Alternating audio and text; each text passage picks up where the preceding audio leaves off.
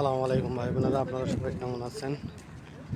Duty করতে করতে ক্লান্ত, অনেক দিন পর আজকে ছুটি পেয়ে গেলাম। সবাইকে জুম্মা মোবারক। জুম্মার নামাজ পড়তে যাচ্ছি। আমার পিছিয়ে এগুলো সব বিভিলা, সব এগুলো আর বিভিলা। আলহামদুলিল্লাহ, অবশেষে মসজিদে চলে আসলাম। মসজিদের সামনে এখান থেকে বুর্জ খলিফা দেখা যাইতেছে না, রৌদ্র অনেক বেশি। আলহামদুলিল্লাহ, অবশেষে জুম্মার নামাজ শেষ করে রুমের দিকে রওনা দিতেছি। রুমে যাইতে 10 মিনিট লাগবে। তো সবাইকে জানাই জুম্মা মোবারক। সবাই ভালো থাকবেন। সালামু আলাইকুম ভাই বোনেরা, আপনারা সবাই কেমন আছেন?